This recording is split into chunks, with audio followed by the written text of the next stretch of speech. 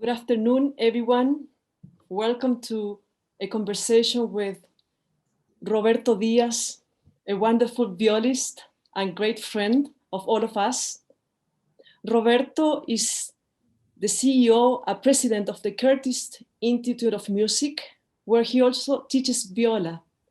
But he was also the viola solo of the Philadelphia Orchestra, as well as in the National Symphony Orchestra in Washington with Maestro Rostropovich, a principal viola of the Boston Symphony with Seiji Ozawa. And Roberto, we're so happy that you're here joining us in the Portillo Festival in a different way this time, but we're so thankful that you're here. It's a great pleasure to be with you again. Thank you, Roberto. I decided to choose a topic for today that talks about musical ecosystem, how a musical ecosystem raises the bar of excellence. So I would love if you could share with us how this musical ecosystem started for you when you were a child, like your first steps in music. That's a very broad question, and we can certainly go in a lot of directions with that. I think that I was very fortunate that, as you know, Alejandra, my parents are both musicians.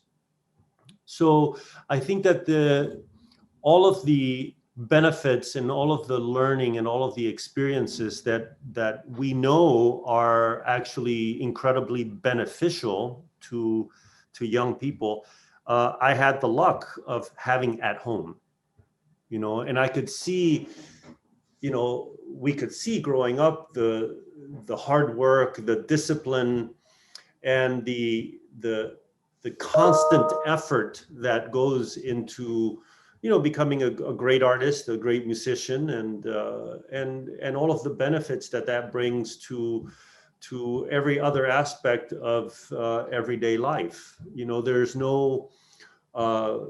There's no quick rewards, which I think is a very important lesson to learn.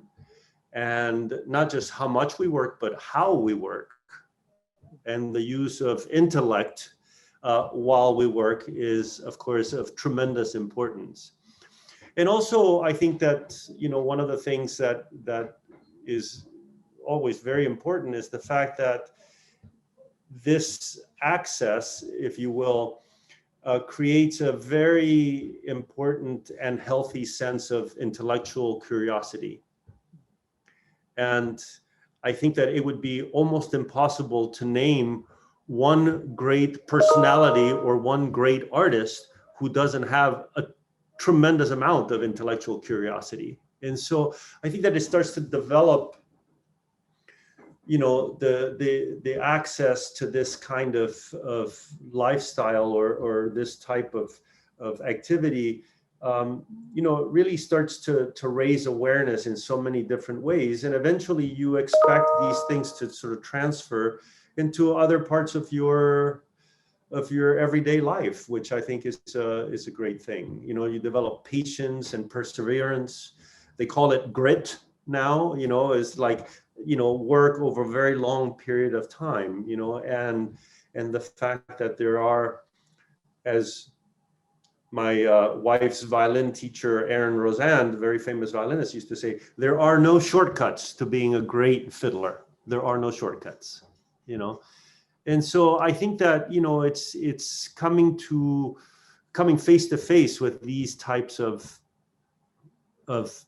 experiences and this type of intellectual development that I think has impact in everything we do and how we do everything we do and how we develop as human beings. Absolutely. Roberto, I understand that you started playing your instrument while in Chile, right? And then you moved to the United States. Could you share with us how was that? Was it like a different change for you, or was something very, very natural? Well, when I started playing the violin, being a young person in Chile, I think I was like, I don't know, 6 or 7 maybe when I started. This was not something that I had a choice about. I think that, my parents, as I said, being both professional musicians, they understood that the benefits of an early musical education would have long-term benefit, whether we ended up going into the world of professional music or not, and so studying an instrument was something that was expected of us, having a musical education. And while I lived in Chile, obviously in the mid 60s and the early 70s, there was a lot of competition for my musical attention, and football was one of them. It was a very important competition. But still, I think that my parents were very clear in the fact that they wanted us to, at least for a certain amount of time, persevere with these types of endeavors. And when we moved to the U.S., like I said, in the early 70s sometime, then obviously my attention on my musical education was a little bit more focused. Also, what happened was that I switched from playing the violin to playing the viola. I think that, my father, being a violist, realized that I was, in my early teens, I was physically big enough to play a real viola as opposed to a violin with viola strings, which is not a particularly good sounding instrument. And so, he asked me to try playing the viola, and we got not a terribly small, but a smallish instrument. And I think it was just a combination of a lot of things, part of my daily life and so forth, that really made it so that the interest in, my musical endeavors really started to grow as others diminished. My playing football was something that I didn't do as much anymore. And so I think that I started to focus on this in a way that I had not before. And well, then the rest is sort of history, as they say. I went to college in music and so forth, and here we are. Uh-huh. There's a phrase that says that where you put your energy, something grows, no? Yeah. So actually, yeah, when you start focusing on something, the chances that you are going to succeed are probably all, right? You get more interested in it. You get more intellectually curious about it. It beckons you to come and explore more. And that's the thing about what we do as musicians, is that it's a forever project. And that's the beauty of it, is that you never really feel like you know enough or you play well enough. There's always the next level. There's always the next level that you can discover underneath what you know about a piece or a composer or a certain type of music. And I think that that's the beauty of it, is that it's an endless fountain of marvels and surprises and opportunities, and it keeps you young. It keeps you. I mean, in a sense, it's a little bit the same work that we do when we practice. When we practice, we don't practice to find the way. We practice to explore the ways. It's like interpreting a poem. You can interpret it at a certain time in your life. You read it, and it's very obvious that this is what it's trying to say, and you open it again some years later, and you realize that there's a complete other layer of meaning underneath these same words. And music is very much the same thing. Or it's like how we look at a painting. We interpret what we see a certain way, and then we come back to it time later and we say, wow, I never saw that before. Look, it's so clear. Mm-hmm. So I mean, that's the marvel in art. Yeah, like endless curiosity, no? Yeah, absolutely. It's and opportunities and curiosity. And you know, I mean, it happens to us. I mean, I'm sure to you also, when you take out the Schubert symphony after some years of not doing it, you start looking at the score and you start seeing things that were there before, you just never saw them. Yeah, yeah. You know, or you start hearing things that you've never heard before when you start, you know, rehearsing it or listening to it in your head, you know. And it's the same thing for us with you know, visiting pieces that have been part of our musical life for years and years, you know, and you grow more connected in many ways to what we do, which is a fascinating thing. I think it's endless growth and endless transformation, if you will. Mm-hmm. And at the end of the day, that's what we want to do as people, always. You know. Yeah, absolutely. Roberto, I mentioned in my presentation that you were the principal viola of Philadelphia Orchestra, mm-hmm. and Boston and Washington. What has it mean to you to be in these orchestras and also working with these incredible conductors, no? Incredible minds.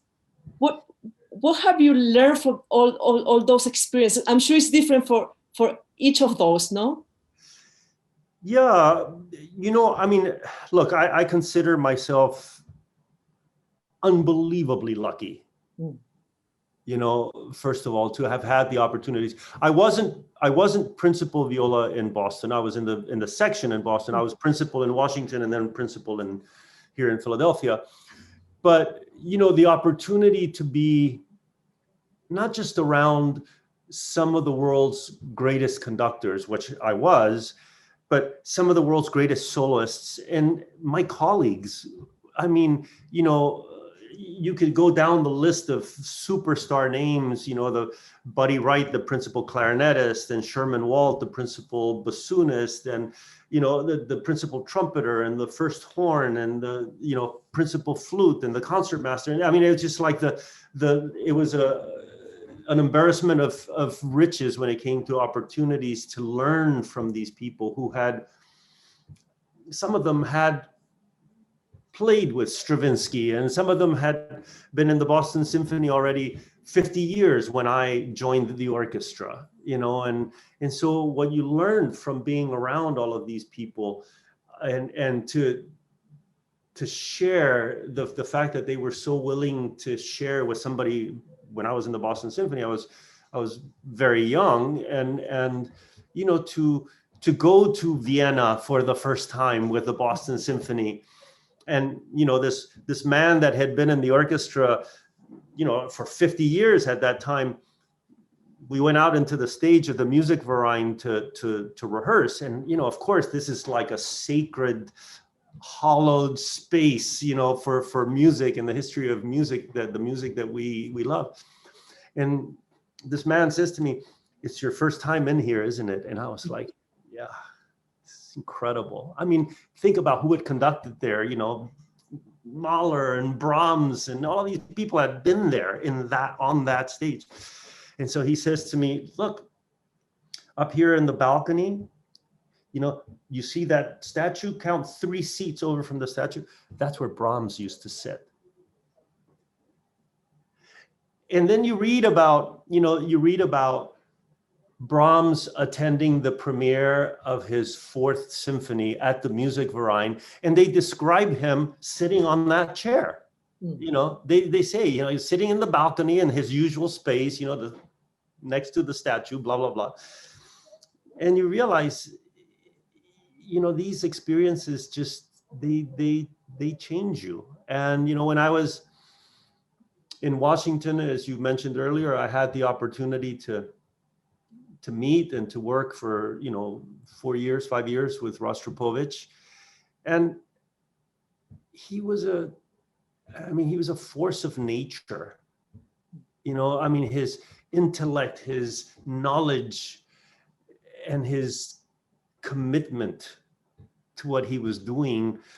You know, you need to be around somebody like that to actually realize the impact of that. You know, when I had the opportunity to play, you know, with Isaac Stern, or to have some time alone with him, you know, just talking about music and talking about the experience of making music, and even just the experience of like what happens in between the notes. Yeah. You know, it's like he kept saying, it's not the notes, man, it's between the notes. That's where the music is. It's between the notes. And so these people, you know, being around these people, whether it's a conductor, you know, Savalas in front of the orchestra explaining why Schubert 9 is actually a very short piece, when we tend to think of it as endless. And if they take the repeats, we complain like crazy, you know. And then you would do a performance of Schubert 9 with Savalas, and it lasted 5 minutes. You know, because he could see the end at the beginning. He could already see the end. And or a Bruckner symphony, you know, Bruckner 9 or Bruckner 7, you know, it was just this sonic experience. It wasn't, you know, a collection of notes or phrases. And it's amazing, you know, what you have the opportunity to learn from these people. And also, to me, you know, I've had the luck to experience firsthand their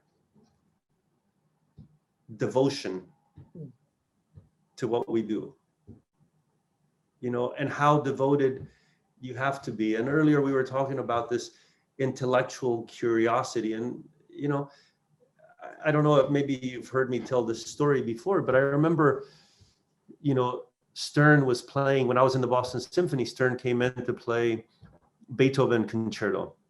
It was in a summer concert at Tanglewood. And so, you know, I knew him, and I went to see him at the intermission of the rehearsal just after he had finished. And he had put his violin on top of the piano, and he had the score, and he was just like looking at it. And so I knocked on the door, and he was like, "Yeah, come in." So I go in there, and he grabs the score of the Beethoven Concerto, and he says to me, "Do you know how many times I have played this?" And I was like, "I don't know, 10,000 times." He said, "I have no idea." He said, "But I never realized this." And you think, like, how many more things could he have left to discover? I mean, this is a piece that he's spent the last 65 years of his life with, you know? And so, and the excitement that generated in him, that he found something new in the Beethoven Concerto. And it was something in the bassoon part. You know, it wasn't even in the violin part, it was in the bassoon part. He said, like, I have to rethink how I play this. Look at the bassoon here. It's like, you know, I was like, this is so exciting. I can't believe I'm like having this conversation here. You know? And so you hope that going forward, we can give the next generation some insight into those experiences that we had, you know, when we were lucky enough to be around the Rostropoviches and the Sterns and the Savalishes and the, you know, Heitinks, and the list goes on and on and on, you know. And I feel for that very, very, very fortunate. You know, it's really those people really affected the way I see almost everything I do in many ways. You know, and it wasn't just about music. It was about the way they saw social responsibility, activism. I mean, look at Bernstein, you know, and Rostropovich. You know, I mean, these people had huge social consequence beyond conducting or playing the cello, you know. Roberto, would you say that these musicians that you are talking about, Bernstein and Isaac Stern, do you feel that they have coherence in their lives, in every aspect of their lives? No, not necessarily. Not necessarily. I mean, I think that if I'm understanding your question correctly, I think that you could say that in many ways they had some very visible flaws, you know, but their greatness was truly, you know, and maybe that's what it takes, you know, is to have peaks and valleys, you know, so that, you know, you don't sort of have just sort of an average, you know, because when some of these people, when they did things that were great, you just never experienced anything like that. You know, it's like how do you make Schubert 9 sound like it's 5 minutes long? I mean, like it's even almost impossible to have like the concept of that. But I can tell you from having played it that I experienced it. It's like all of a sudden you get transported, you know, but at the same time, you know, you see that they are human. And, you know, I have to say, as much as you learn from these people on how to be, a lot of times you also learn how not to be. Yeah. Because you see sometimes that there are flaws that, and you can see how easy it would be to fall into certain, you know, make certain mistakes. Yeah. You know, look, in today's, with today's social movements, you know, somebody like Bernstein or Rostropovich might not do too well. I mean, you know, times have changed, and you know, I'm not sure that they wouldn't be called to task for some of the things that they thought was acceptable, you know. Yeah, yeah, thank you, Roberto. Now I'm thinking about Curtis Institute of Music, and about ecosystem, musical ecosystem. I know, because I have been there before, that the students that go to Curtis are extremely talented, no? But what do you think? I mean, talent is one thing, but what do you think it makes it so special, not to be a student at Curtis, and what is unique about Curtis?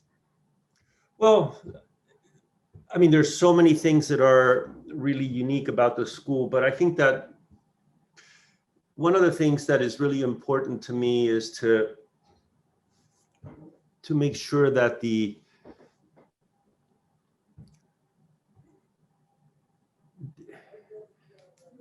when you walk into the school, no matter who you are, no matter where you come from, no matter what you believe in, no matter how you look, no matter, you know, what you play or what you sing, you know, it's really important for me that everyone feel like all of the opportunities that are available at the school are available also to them. And I'm not sure that that's been necessarily a part of the history of the school. And so it's something that we're looking at very closely now, you know, and I'm working with some young alums, you know, so I'm talking about their experiences and, you know, how was it great and how was it maybe not as great as it might have been for somebody else. So I think that we all have a lot of work to do personally, and also I think Curtis as an institution has to evolve, But I think that it's the possibility, I think, for a young person to come in and be surrounded by their colleagues, all of whom are at least as talented as they are, and you could make an argument that everybody else is more talented than everybody else. And so that's a very important part of the ecosystem of the school, because in some ways, and I say this every year to the incoming class, I say, you have to remember that the friends that you have here, the people that you meet here, these are going to be your colleagues for the rest of your life. This doesn't stop when you graduate from Curtis and you go back to living by yourself somewhere. This is you're part of this family, and you're part of this tradition, and you're part of this community forever. And so, I think it's really important when you think about that holistically, that the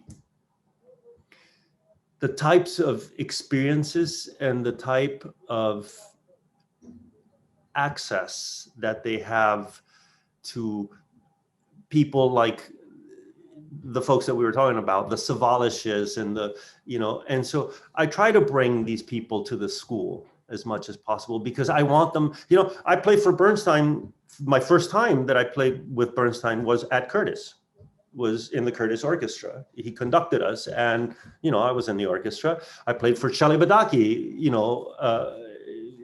for the one concert that he ever did in America. I was the principal violist of the Curtis Orchestra for that concert, and so, I want to make sure that the uniqueness of the experience that Curtis has been able to give to these young people continues to evolve, and we continue to give them these experiences that will basically change them, but also with the understanding that ultimately it's the people that they see every day, the people that they live with, the people that they play with, and so that's a big responsibility for me as far as, the faculty at the school. I think that one of the things that is unique about the school is that, for example, for 150 students, we have 112, 115 faculty members.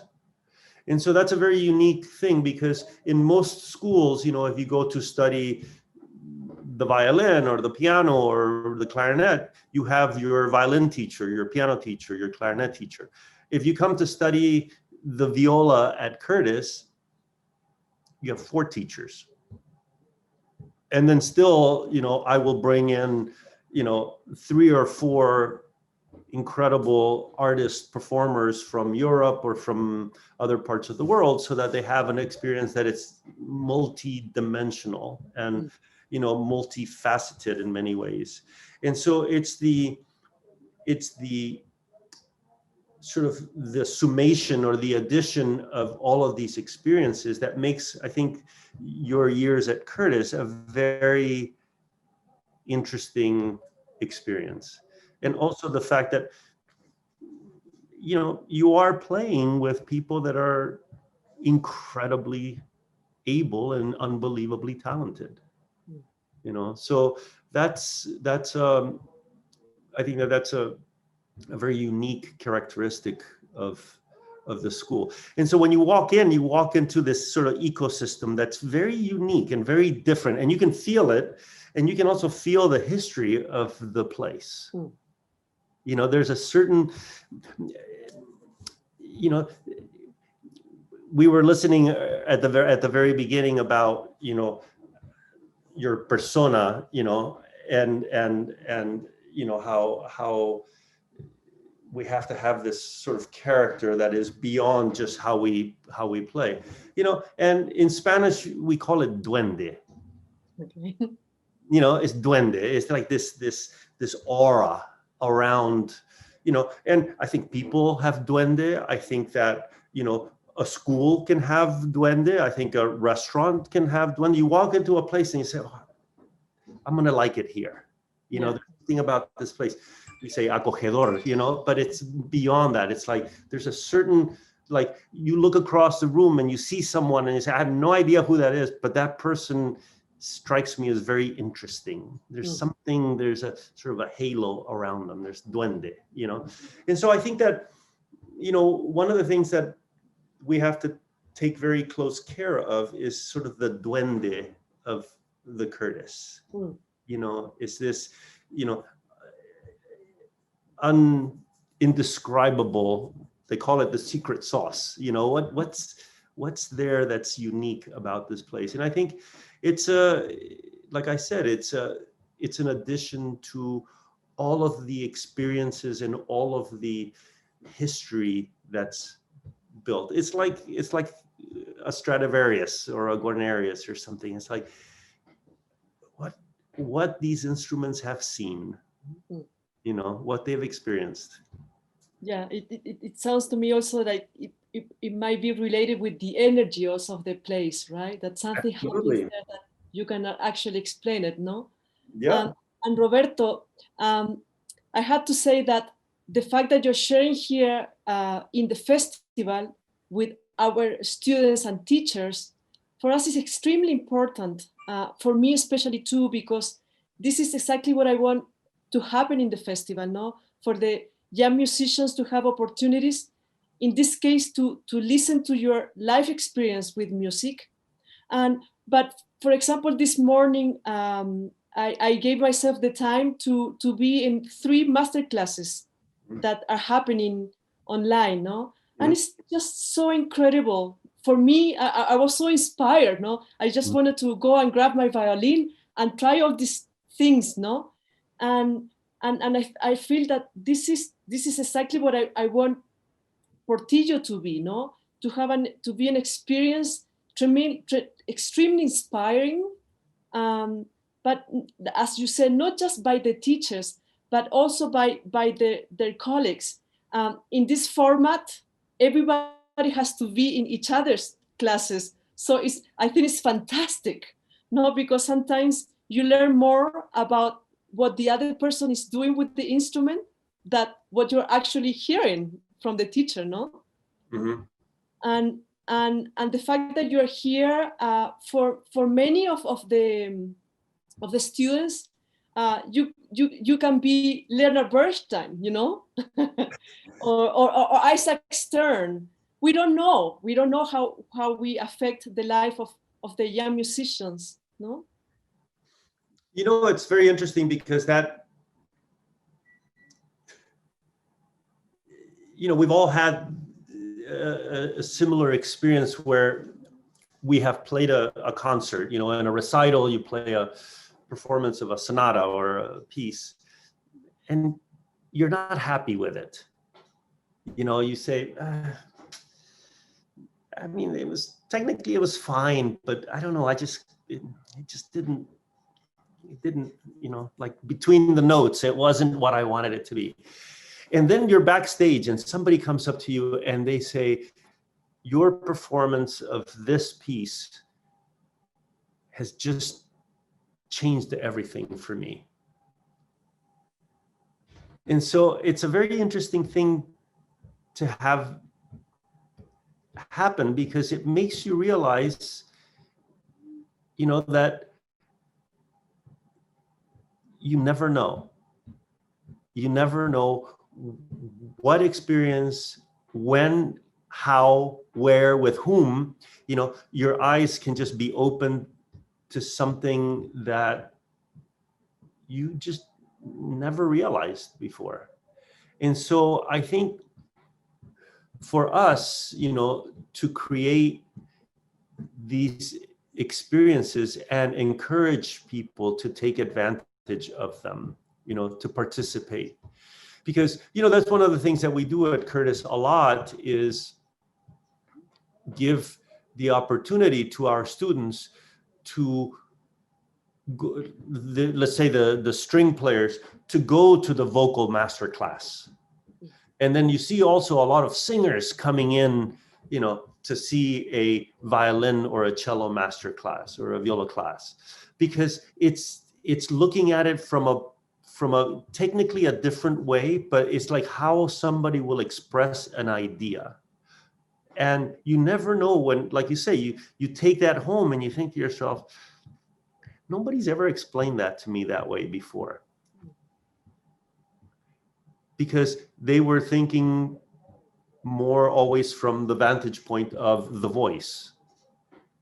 But now that I heard somebody talk about the same concept, but with a bow, I understand what they're talking to me when they're talking about how I breathe, and you've heard it many times, this is how we breathe. This is how we phrase. This is, it's the right hand that does this. And so I think that, the wonderful thing that I see from what you're talking about as far as the festival is that you are creating the opportunity for people to have exposure to other people, and to people that maybe don't think exactly the same way, which is the point, and also to people that have completely different experiences. And that's why for me at Curtis, it's really important to bring musicians from Europe, from Asia, from other parts of the world, from Latin America, to talk about how they see things and how they see things differently. So it's not one of those situations where you have sort of a club atmosphere where you have to think the same way I do so that we can let you into the club. It's actually, the whole point is that the diversity of ideas is what actually produces the most interesting results. It's more complicated, but the benefit outweighs the complication. Yeah, absolutely. It's like to be unique, no? Like every student is unique, no? It's not just a machine that, absolutely. Yeah. So I think it's an interesting thing to think about, and I think that for you, I can tell that you're very aware and very conscious of that, of the benefit of that. So I think that, when the leadership of an institution or a festival like yours is aware of the benefit of diversity, then the place will really benefit from that. It's a diversity of experience. And at the end of the day, it brings diversity of experience is what's going to bring a diversity of participation and collaboration. And that's what we want. Yeah, absolutely. Roberto, I met your father, right, Manuel. I was a student of Manuel in Columbus, Georgia, when I was a violinist student. Inspiring. He is such an inspiring man, and also Betian Diaz, who is a fabulous pianist. And my brother studied with her in Columbus. And I was thinking of them while you were talking, and I had to say that when they were around me, it was very inspiring to me. But I have to say also that when you were around me, and Andres, and at that time David Kim, when you came to Columbus and with the Diaz trio, it was so inspiring, no? And especially because I also knew all of you since I was very young, no? 12 years old, 13. And so it's just, for me, I feel that it's so important that we share these experiences with the young musicians, like I said before, because this is the time also to talk about these things, especially with everything that we're living today with the pandemic, no? To find new ways to relate with one another, no? And Roberto, I would love if you could send a message to all the students here at the festival, that could inspire them to be, like very persistent. This is the word that comes to my mind in these times. What can you tell them about music? No. Yeah, I think that, we talked about this a little bit at the beginning. I think that the one thing that I would say is, never pass up an opportunity to experience something new. I think that, we are presented with opportunities to new experiences all the time, but sometimes we get a little bit sort of like blinders, on, and we tend to think that, no, I won't go to the concert, I'll practice instead. I mean, we make that decision all the time, and we think, is that really the right choice? And I mean, I encourage at school, I encourage the students every year, take advantage of what Philadelphia has to offer, not just Curtis, because you may have some of the greatest experiences of your life outside of Curtis. And we want you to have these experiences, and spending all day long inside the practice room, or, in front of one of these things, like this all day long, the world will pass you by, and so I think that, even at a time when we can't be physically together as much, it's an opportunity to experience the world around us, in different ways. And I mean, now nothing keeps you from doing a tour of the Louvre in Paris, in a computer screen. They have these virtual tours of every great museum in the world. And, you can watch a presentation of any opera or any concert. You can hear the Berlin Philharmonic and watch them play in your computer screen. I mean, so the possibilities that are available to us now are incredible, and in some ways you could make an argument that the pandemic has given us more time to experience some of these things. And I think that when you start to realize that there is a world of opportunities out there, and so these opportunities really start to inform how we think about the world around us, and art, music has never happened in a vacuum. I mean, if you think about Beethoven's personal relationship with the world around him, and Haydn's and Mozart's and Schubert's and Bartok's and you name whoever you want. I mean, these people were writing, were composing, were reacting to what was going on around them.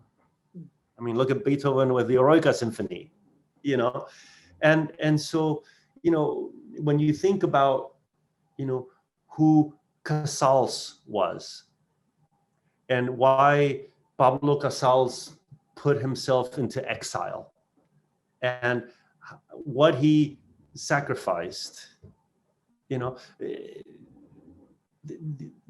makes you realize that these people had an awareness of the world they lived in a social conscience, that really informed who they were as artists. And it's never too young. You're never too young to develop the capacity for that type of understanding. And that's what opens the doors for you to be willing to accept, new experiences. And so, my message is fairly straightforward and quite simple, is take advantage of the opportunities that come your way, and there are so many of them, and that will inform how you work. I mean, we as musicians can learn a tremendous amount by reading the biographies of great athletes. You know, the dedication. You know, if you read, you know, the history of a great chef, it's like they're talking about music. You know, and you know that you never learn too much. You know, you've never completely figured it out, and it's the passion for what you don't know that really is what keeps us engaged, you know. And so, you know, it's that need to experience more that I think is, and not just more about how to play the violin more in tune or faster, but it's just to know more about the history and the opportunities and the possibilities. And it's just like never to stop to be amazed, no? Intellectual curiosity. Yeah, it comes again. Yeah. Great. And you see it with these people, you know, they have it. No, absolutely. They have it. And it's how we practice. Mm-hmm. You are always asking yourself, what if? What if I try, maybe I'll try this. I wonder what if I do this way, you know? It's, but I want you to go a little more profound in this, what you were just saying for the students, so we can finish the conversation. You know, I think that it's easy for us to surround ourselves with things that are familiar and that we are comfortable with. And we tend to shy away from experiences that are less common, unusual. You know, we tend to gravitate towards things that we've heard of, as opposed to gravitate to seeing something or experiencing something that we don't know too much about. You know, and so, and it's you know, there's a certain amount of human nature behind that. You know, I get it, but sometimes you realize that you can get the most profound experiences from something that you may not necessarily understand. You know, I'll give you a very vivid example of that. Not too long ago, a few years ago, there was a very famous exhibition of French impressionistic painting at the Museum of Fine Arts here in Philadelphia. It's a fantastic museum, and you know, there was this traveling, you know, show that came to, and so, you know, it was very difficult to get in, and you know, it was you know, a very successful exhibition. But I knew somebody that had an extra ticket, and they offered it to me. They said, you know, if you want to. So I was like, sure, you know, I'll go have a look. And you know, the museum, they're very smart, because in order for you to get to this exhibit, you have to go through all of these galleries before you get there. And they start to kind of expose you to things that have, in some ways, nothing to do with what you went to see. And I remember walking through, and there was a painting, you know, as I walked by, there was a painting, and I couldn't begin to tell you what it was. I have no idea what it was. I don't know who did it. I'd never seen, I couldn't tell you, oh, that's a landscape. I mean, you couldn't tell what it was. But it just kind of, it made an impression on me, you know? And then I went to do the exhibit that I went to see. And the whole time I kept thinking about the fact that I was going to walk past that thing again. And I wanted to stop and try to see what about it was that kind of caught my attention the way it did. And, you know, I enjoyed the French paintings very much. They were very beautiful and some of them were very famous. But days later, the one painting that I kept thinking about was that one that I just kind of happened to walk by twice. Wow. You know, and so, you know, that really got me to think about the fact that I would have never had that experience if I hadn't gone to have a different experience. But the experience that I ended up with was actually more powerful than the one that I went to have, you know. And Yes. so it kind of makes you realize that, you know, you have to be kind of open to these things. And the whole thing, you never know. Exactly. You never know. Roberto, thank you for your story. We had unfortunately we had to finish here, and so thank you so much, Roberto, for being with us this afternoon, and thank you everyone for joining us this afternoon with Roberto, all the students and the audience, and please join us to the next conversation. Thank you very much. Ciao. Ciao.